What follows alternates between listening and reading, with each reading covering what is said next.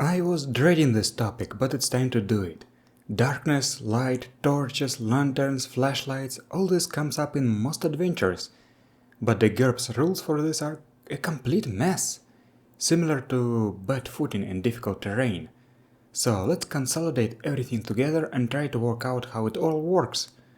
I hope this will be as helpful to you as it will be to me. In GURPS, darkness imposes a penalty from -1 to -10, with -10 being total darkness where you cannot see anything. GURPS basic set mentions that torchlight imposes a -3 darkness penalty, but that's it.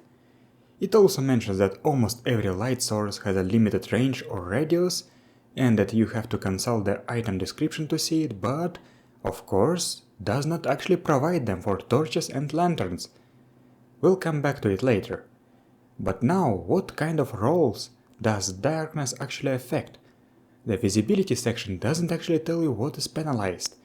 The attack modifier list in the back of the book mentions that darkness penalties are applied to attack rolls. But what about defenses? The book is silent on that. Sean Punch, however, does clarify on the forums that parry and block take half the penalty.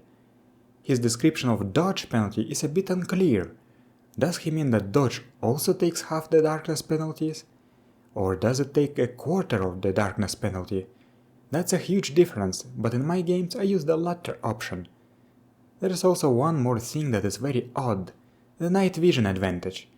Each level of night vision lets you negate -1 in darkness penalties, as long as the penalty is not -10. Looks fine, right? Yes, but it can create some odd situations. For example, if the local darkness level is -5, then a human with perception 5 and an elf with perception 10 and night vision 5 would see things the same. However, the human will be at -5 to attacks due to darkness, and the elf would be unpenalized. Honestly, I do not know how to fix this, so I just try to ignore this problem. Alright, now we know what darkness actually affects. We know that -10 is total darkness, -3 is torchlight, but what about the rest? For the rest, you have to check the other books. GURPS Magic has the following small table in the Light and Darkness College. GURPS Tactical Shooting has the following box that is more detailed. GURPS Powers Enhanced Senses has the following table, but this table can only be found in version 1.0 of Enhanced Senses. Version 1.1 replaced it with something completely different. Take a look at this. The very same table without the additional rules can be found in Pyramid 399. GURPS High-Tech Electricity and Electronics has the following table. Finally, GURPS Template Toolkit 2 Races has this table. You can see that these tables are similar but not the same. You can combine some parts of them, because some parts are contradictory. For example, the Enhanced Senses table places torchlight at -1, but the template toolkit places it at -2, and if you remember GURPS basic set, it says that torchlight is -3. I definitely will have to make a combined table for my games later. I'll leave the tables on the screen, and in the meantime, I'd like to talk about the light sources. Remember basic set saying that light sources provide light only in a certain radius? Let's see. GURPS basic set has the following. Flashlights are given the length of the beam, but candle, lantern and torch are not given a radius. I'm not even surprised anymore. Let's check GURPS Dungeon Fantasy 1 Adventurers. This book has the following. Notice the difference? Lanterns and torches now have a radius, but the book says that they eliminate darkness penalties, not simply reduce them to -3. The tallow candle doesn't mention smoke and costs 10 times less, while the new beeswax candle costs the same as the basic set tallow candle, but lasts twice as long. GURPS Low-Tech has the following. Here we have a more primitive and more advanced forms of lanterns that do not contradict but complement the ones we've seen before. The torch is the same, but we also get an improved version, which is nice. Candles, however, are a bit inconsistent again. Tallow candles mention both smoke and odor, and cost as much as they did in the basic set. The beeswax candle costs almost twice as much as the one in Dungeon Fantasy. Yet again we have no illumination radius for any of them, but we do have some neat rules about drop torches going out and so on. But you know what's weird? If you do not open any other books, it seems that light sources illuminate a particular radius, and then the light simply stops. It doesn't decrease gradually. GURPS Dungeon Fantasy 2 Dungeons has the following rules. A light usually eliminates darkness penalties to combat and vision for everyone, in a semicircle in front of the bearer, who is presumably holding it so that he can see. For simplicity's sake, assume that if the party has any area effect source, vision and combat are possible at -3, out to triple the range of the best source, for example 6 yards if a torch. After that, the ambient level applies. Other light sources throw a beam that eliminates darkness penalties in a path 1 yard wide, in the direction of the caster's choice. Pointed, it is a free action each turn, out to a fixed range. So while in Dungeon Fantasy torches eliminate darkness penalties completely, they only provide illumination in a semicircle, which honestly seems a little bit off, even if you are holding the torch in front of you. In addition, now we know the illumination radius of the candle. However, there is something unclear. How do you treat the illumination radius here? Do you treat it like area spells? This way, a torch would illuminate your hex, all adjacent hexes, and a candle would only illuminate a single hex. Or do you treat this radius as a distance? This way, a torch would illuminate your hex, adjacent hexes, and hexes adjacent to them, while a candle would illuminate your hex and adjacent hexes. This was clarified on the forums both by Sean Punch and Bill Stoddart, the author of GURPS Powers Enhanced Senses. Apparently it's the latter, so light radius works closer to weapon reach than a true area effect. The simplified rules for illumination are nice. If you don't want to pay attention to details, you should use them. But what if you do want to have a more detailed way to treat light spread? Then you have to use the rules from GURPS Powers Enhanced Senses, version 1.1 of course.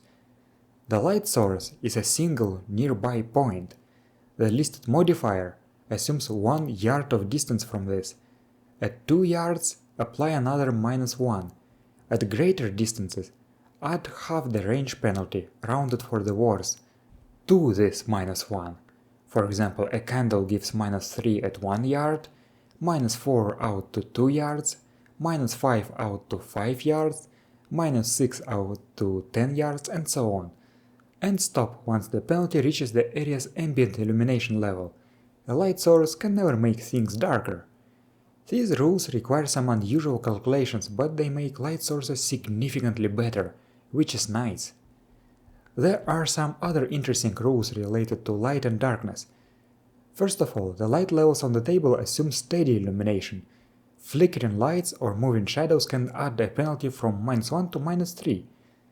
So, even though the torch is equivalent to a penalty of -1 on the table in Enhanced Senses, the actual darkness penalty will be higher. But how much higher? GURPS Basic Set sets torchlight at -3, and GURPS Template Toolkit 2 raises places it at -2. But both of these books do not have any mentions of the flickering imposing an additional penalty. I have no real-life experience with torches, so I'll use the flickering penalty of -1. Thus, a torch effectively is a -2 illumination light source. Also, I have to mention that water reduces light by 1 level per 50 yards of depth. It's weird that Pyramid 326, the most comprehensive underwater rules source, does not have anything about that, so it's nice to know. In addition, if you are carrying a light source in the darkness, you become very visible. Distant observers treat you as you were in plain sight and roll vision at +10 to see the illuminated area, but they are at -7 to see anything else. Also, according to both Enhanced Senses and GURPS Underground Adventures, you are blind to anything outside the illuminated area, but what? Okay, +10 to see the light source makes sense, but the rest of the rules do not. I asked on the forums and Willem Stoddard said that this -7 to see anything else means that if you look directly at the light source, then you are at -7 to see anything else until your eyes adapt. I'll talk about light and darkness adaptations rules a bit later, but this penalty seems super harsh and doesn't really make sense. The rules about being blind to anything outside the illuminated area also do not make much sense to me. I had to reality check both of these rules. By standing under a street light in the dark, I could see things outside the illuminated area.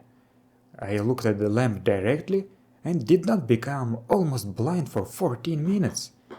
I have no idea what to do with these two rules, so just throw them out and pretend that they do not exist. I think the author forgot to explain some additional conditions, because otherwise I don't even know. Now let's check the rules for light and darkness adaptation, because eyes take time to adapt to sudden darkness or illumination. In case of darkness, this is 2 minutes per -1 of illumination penalties. GURPS Tactical Shooting says that adapting to sudden light is faster, 30 seconds per -1. Until your eyes have adapted, you are at an additional -2 to vision. Sudden illumination 5 or more levels above what your eyes have adapted to require you to make an HT roll. Critical success or success by 3 or higher means nothing is happening. Success by 0 to 2 ruins your adaptation. Failure dazzles you, you are at -4 to vision for margin of failure minutes, and then you have to readapt. Critical failure means that you are blinded for margin of failure seconds, after which you are dazzled as per normal failure. These rules for light adaptation seem fine to me, but even though I love crunch, I am not going to use them, as I feel that darkness penalties are harsh enough as is. I am simply going to use the light spread rules from enhanced senses, and +2 to notice the light source, and no light adaptation rules, and none of these weird penalties that I do not even understand.